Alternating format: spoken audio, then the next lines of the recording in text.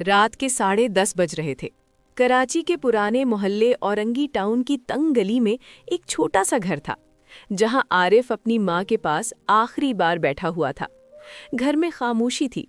छत के पंखे की आहट, दूर कुत्ते के भौंकने की आवाज़ और माँ के आबदीदा चेहरे पर लगी झुर्रियाँ, सब कुछ आरिफ के दिल को भारी कर रहा था। माँ ने कपकपाते हाथ आरिफ के सर पर रखे। बेटा, वहाँ खुद को संभाल कर रखना, रिज़्क़ हलाल ही कमाना और नमाज नहीं छोड़ना। आरिफ की आंखें भर आईं। अम्मी, आप दुआ करें, बस यही कि सब ठीक रहे, मैं जल्दी वापस आ जाऊंगा।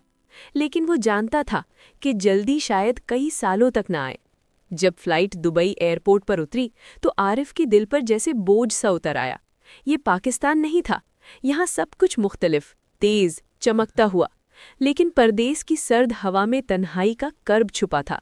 वो बाहर निकला तो रिक्रूटिंग एजेंट का आदमी हाथ में लिस्ट लिए इंतजार कर रहा था। आरिफ हुसैन? जी, मैं ही हूँ। चलो बैग लो, कंपनी की बस इंतजार कर रही है।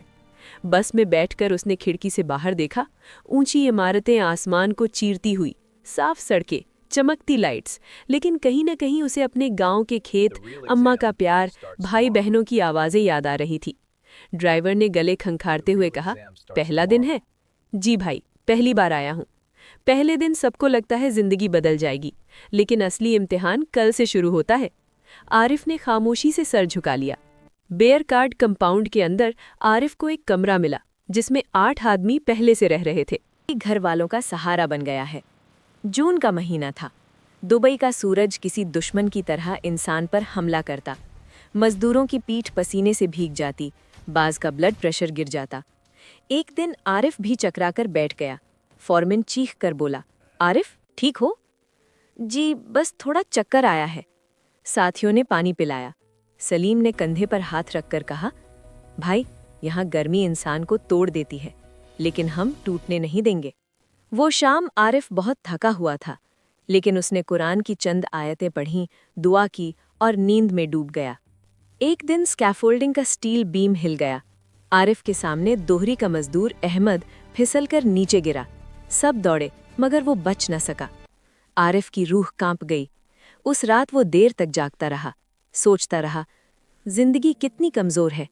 हम दिन भर आसमान को हाथ लगाने वाली इमारतें बनाते हैं, लेकिन खुद जमीन पर गिरने से बच नहीं पाते।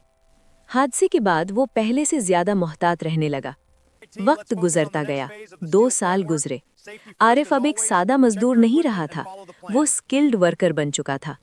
कंपनी ने उसकी मेहनत देखकर उसे विंच चलाने की ट्रेनिंग दी। एक दिन फॉरमैन ने मुस्कुराते हुए कहा, आरिफ, अगले महीने तुम्हें इंक्रीमेंट मिलेगा, तुम अच्छा काम करते हो। आरिफ के दिल में रोशनी भर गई। इसी दौरान उसके घर में भी बेहतरी आई।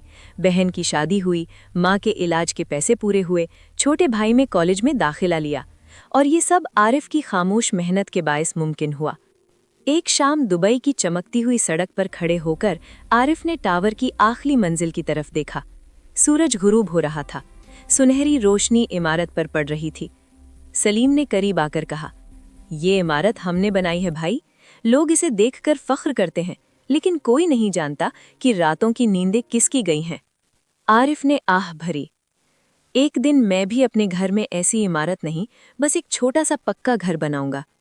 हो जाएगा भाई, अल्लाह मेहनत का अजर देता है। आरिफ ने मुस्कुराकर सर हाँ में हिलाया।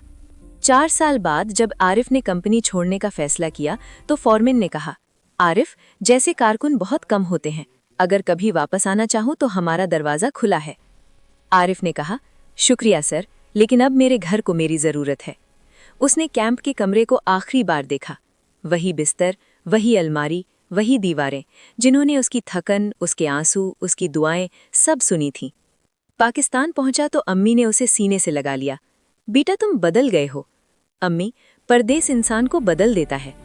कुछ महीनों बाद आरिफ ने कराची में एक छोटा सा कंस्ट्रक्शन कॉन्ट्रैक्ट शुरू किया। धीरे धीरे उसके 2-4 प्रोजेक्ट बने, मजदूरों की टीम बनी, और फिर एक दिन उसने अपने ही इलाके में एक छोटा सा टावर तैयार किया। लोग कहते, आरिफ भाई अमीर कैसे हुए? और आरिफ मुस्कुराकर जवाब देता, रेत के शहर दुबई ने मुझे सिखाया कि मेहनत जब आंसुओं के साथ मिल जाए तो किस्मत जरूर बनती है।